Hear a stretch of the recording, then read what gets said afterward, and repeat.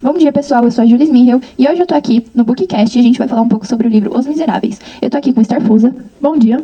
Bruno Evangelista. Bom dia. Caterine Suzuki. Bom dia. Natan Araújo. Bom dia. Isabela Rosa. Bom dia. O Natan vai fazer a introdução do nosso livro. Então, esse é um livro que se passa ali na França, antes da Revolução Francesa, mas na época da família Real Bourbon. Esse livro ele conta principalmente, o principal protagonista, o personagem, é Jean Valjean. Porém, a história dele vai se entrelaçando com outros personagens que vão se tornando tão protagonistas quanto eles, ou só antagonistas. E essa história se passa como na França, como eu disse, mas principalmente em Paris e em alguns vilarejos próximos. Dado isso, vamos trazer uma contextualização para vocês não ficarem perdidos aí enquanto a gente comenta do livro. Quem quer comentar sobre o início ali? Pode ser eu. Bom, sobre o primeiro capítulo, ele explica sobre o Jean, que foi um ex-presidiário. Ele perdeu os pais e ele foi morar com a irmã dele, que tinha mais 7 filhos. E ele tinha que trabalhar para sustentar a família, porque a irmã dele era uma mulher, e na época, as mulheres não trabalhavam. E ele trabalhava, ganhava muito pouco. Na época de inverno, ele não tinha dinheiro e também não tinha proposta de trabalho. Então ele resolveu roubar um pão. E acabou sendo preso. E pegou uns 3 anos de prisão. Só que ele tentou fugir para tentar ver a família dele de novo, só que a fuga dele não deu certo. Ele pegou mais anos de prisão e nessa de fugir e ser pego, ele acabou ficando com 19 anos de prisão.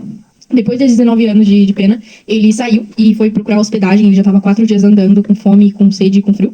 Ele procurou hospedagem em todos os lugares, só que sempre negavam ele por ele ser ex-prisioneiro e ser perigoso. Até que ele chegou na casa de um padre, que acolheu ele, deu comida e tudo mais. E deixou ele ficar para passar a noite, até ele arrumar um lugar. O padre ele tinha um faqueiro de prata, que durante a noite o ex-prisioneiro roubou o faqueiro de prata e fugiu. Na manhã seguinte, o padre acordou e viu que o faqueiro tinha sumido. E logo depois, os policiais bateram na porta do padre com o ex-presidiário, alegando que ele havia roubado um faqueiro de prata. Só que o padre, para tentar acobertar o ex-presidiário, falou que ele não tinha roubado, o padre tinha dado o faqueiro para ele. E é como uma forma de humildade, né?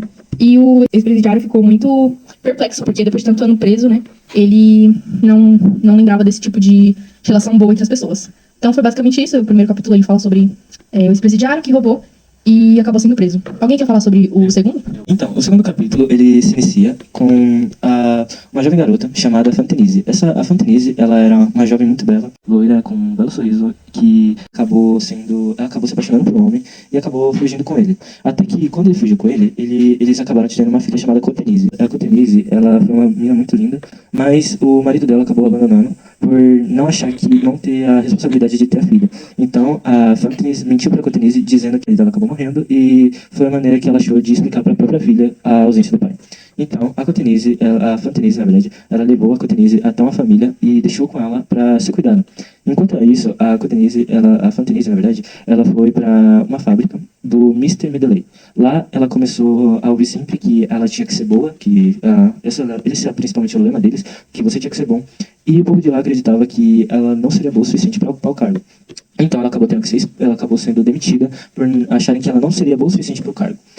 Quando ela foi demitida, ela não conseguia pagar a família que estava cuidando da Cotenise. Por conta disso, quando chegou o inverno, ela precisava de comprar roupas e ela não tinha esse dinheiro para a Cotenise, para comprar essas roupas. Por conta disso, a Fantenise, ela começou a vender o cabelo para tentar pagar pela saúde da filha, pela roupa da filha, e com o tempo isso não foi adiantando, então ela começou a vender os dentes, e com o tempo também ela começou a se prostituir para conseguir pagar por isso. Só que um dia um homem começou a xingar ela, começou a falar mal dela, e por conta disso a Fantenise, acabou batendo no homem e acabou sendo levada para delegacia. Lá ele encontra o Sr. Milley, onde ele começa a conversar com ela e ela fala que ela não tem culpa de ter feito isso. Por conta disso, ele começou a investigar o Mr. Milley, que acaba cuidando do caso. Quer dizer, começou a investigar o Mr. Milley. Quem gostaria de falar sobre a terceira parte? Eu gostaria. A terceira parte, ela inicia-se já com Madeleine se tornando prefeito e ele em seu gabinete. O inspetor local, Jazert, foi visitá-lo porque ele dizia que ele queria ser exonerado do seu cargo, já que ele tinha denunciado o Madeleine por ser um criminoso que era considerado muito perigoso, o Jean. Mas ele começou a falar também que encontraram uma pessoa muito parecida, e por isso que ele queria ser exonerado, já que a pessoa que estavam dizendo ser o Jean também apresentava muitas semelhanças. Essa pessoa ia ser condenada, só que o Jean, por ele ter tido influência do bispo, ele não achou certo uma pessoa ser condenada no seu lugar. Aí ele participou do julgamento, só que teve uma parte que era perto do encerramento, que ele levantou e ele começou a falar que ele não era o Jean, que o Madeleine, o prefeito, era Jean. ele comprovou, perguntando aos prisioneiros que estavam lá para comprovar a do outro, né, por causa da semelhança, e ele acabou comprovando. Mas ele também tinha muitas dúvidas, já que ele tinha dependência, não, a Fantine tinha dependência dele, já que ele ia trazer essa filha e tudo mais, ele que estava pagando até então os custos, já que ela passava por problemas financeiros. E aí ele acabou sendo preso no decorrer, né? Ele acabou sendo preso e durante a prisão, que eles viviam nas galés, né? Aí eles viviam nas galés. Aí os prisioneiros acabam caindo, ele foi ajudar e ele forjou seu afogamento. Aí com isso ele conseguiu escapar e acabou encontrando Cosette, que era filha de Fantine, que estava lá sofrendo nas mãos de um casal. E aí quem gostaria de falar a quarta parte? Eu gostaria. Bom, a quarta parte do livro, como a Kátia disse, fala sobre a vida de Cosette, que era filha de Fantine. Aos 3 anos de idade, a menina foi entregue à família Thénardier, que era uma família vigarista que cuidou dela recebendo o valor de sua mãe, como o próprio Bruno disse. Essa parte do livro se inicia com a menina de apenas 8 anos, que já realizava tarefas de criadas. Até que ela encontra o Jean Valjean, que estava à sua procura há um tempo. Após ele fugir da prisão, ele a encontra e a leva até a casa dos seus responsáveis, que no caso era a família Thénardier, e se hospeda lá, em plena véspera de Natal. Cosette era maltratada na sua própria casa e não tinha recebido nada como presente de Natal, mas o bondoso Jean percebeu a situação e comprou uma boneca de louça tão desejada pela garota.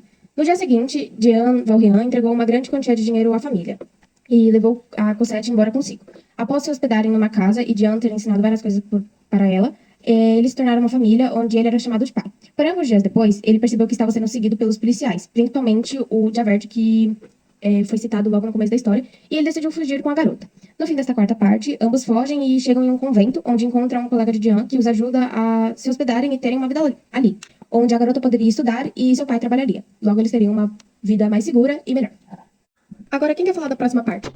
Bem, eu gostaria de falar, né, e eu vou dar continuidade aqui falando sobre a primeira parte da quinta parte, né, porque esse livro é realmente dividido em partes. Bem, essa parte começa com Jean Valjean e Cosette já vivendo juntos nesse convento. Porém, como esse convento era restrito, eles só saíam para dar alguns passeios em Luxemburgo, no Jardim de Luxemburgo, que era um jardim, né, e só saíam de casa raras vezes. E uma característica, né, de Jean Valjean, depois que ele conheceu o padre, foi se tornar muito, digamos, muito solidário.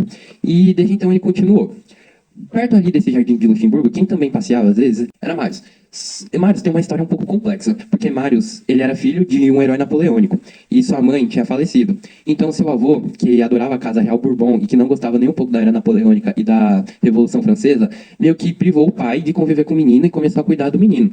Esse avô era meio bruto, assim, meio bruto e meio rude, mas mesmo assim ele adorava o garoto. Foi então ali que, quando o garoto, né, Marius, recebeu a notícia que seu pai havia morrido, ele recebeu a sua última carta com suas últimas palavras. E ele, tipo, até que deu uma importância para isso, mas continuou seguindo sua vida. Foi aí, então, que ele foi numa igreja, num domingo, e nesse domingo tinha um jovem que conhecia o pai de Marius. E ele acabou explicando a história e como que tudo ocorreu, e ele começou a, como pode-se dizer, vangloriar e dar importância mais para o pai dele, né? Foi então que no mesmo dia, ou após o relato, né, ele chegou ali na casa do seu avô e começou a discutir, até que o avô pôs ele para fora.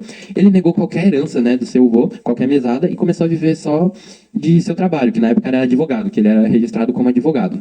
E uma curiosidade também é que, como eu disse, né, ele também caminhava no Jardim de Luxemburgo. Então ele acabou tendo algumas trocas de vistas com Cosette e Jean Valjean.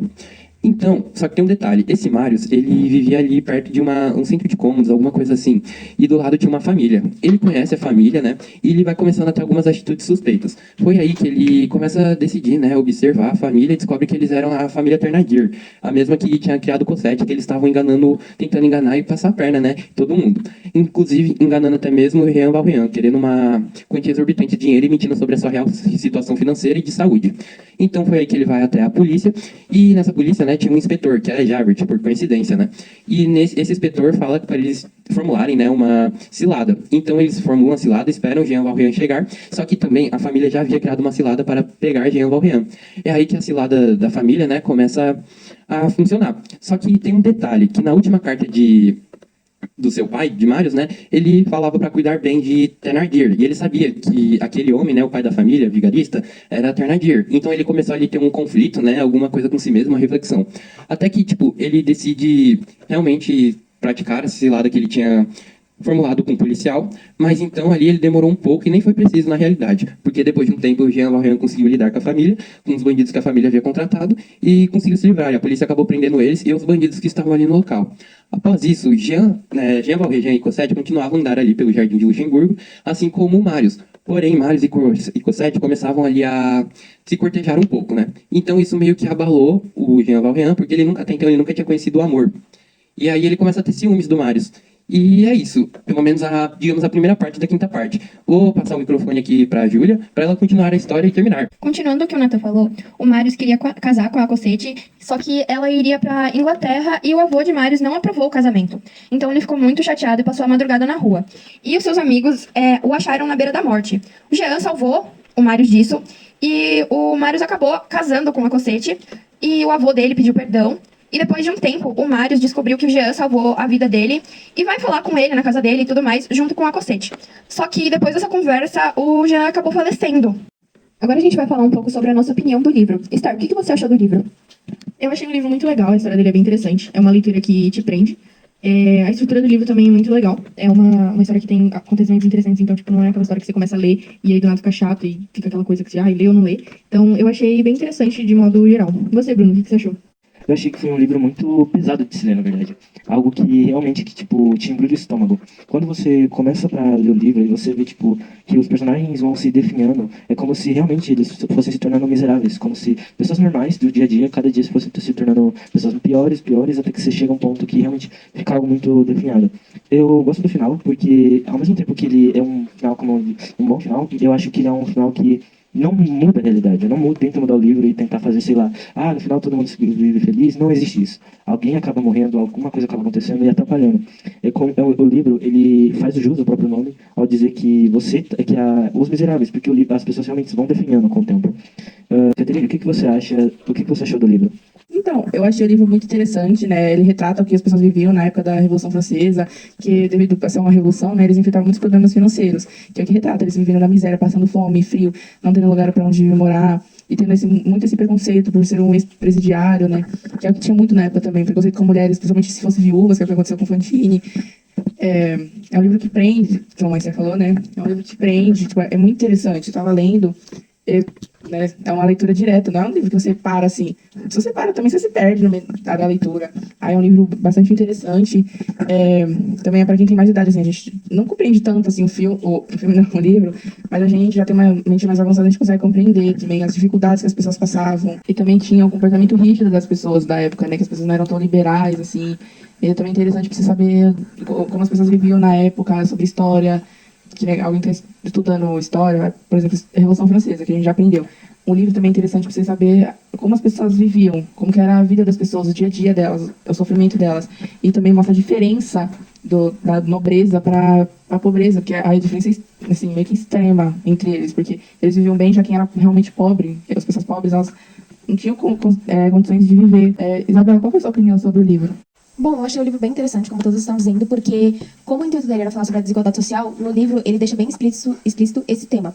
Já que, como dito pela Caterine, a parte rica e a parte pobre fica bem comparativo, tanto de dificuldades e oportunidades que eles recebem. Sobre o desenvolver do livro e os personagens, sobre o Jean, eu acho que a gente consegue perceber pelo livro que, apesar das fugas dele, o motivo dele ter sido preso foi muito tosco, vamos dizer assim, porque foi simplesmente por um pão para poder sustentar a sua família, o que acontece com muitas famílias quando elas não têm condições. Elas procuram, de qualquer forma, sendo crime ou não, conseguir se sustentar. Sobre a Fantine e a Cosette, que eram as filha e mãe da história, eu achei muito triste a parte da Cosette, já que ela foi deixada com uma família que não cuidava bem dela, além de ter sido maltratada e tratada como criada. E eu achei o livro bem algo que prende a pessoa.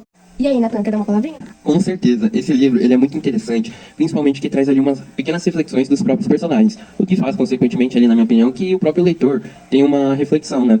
Além do que, eu gostei muito como as histórias dos personagens se entrelaçam. É muito interessante ver que tudo tem um motivo e que, no futuro, todos eles se encontram, no caso, né? Eu achei interessante também a história dos personagens, né? E como retratou bem a miséria daquela época, né? E além do que, tipo assim, esse livro realmente é muito forte, mas é muito interessante também. Eu gostei muito desse livro, ele prende a leitura. Júlia, acho que eu vou passar o microfone para você dar a sua opinião a respeito do livro. Tá bom, Nathan. Eu gostei muito, muito do livro também. Eu achei ele super interessante, mas também com um enredo muito, muito forte, muito pesado, que ele entra na sua mente e você não consegue parar de ler até saber o final da história. Então, eu gostei muito, muito mesmo do livro. Bom, gente, como dito, o livro é extremamente interessante e prende a nossa atenção, então todos nós indicamos ele para vocês. O nome se chama Os Miseráveis e está disponível tanto em PDF quanto para as vendas. Até o próximo episódio de BookCast!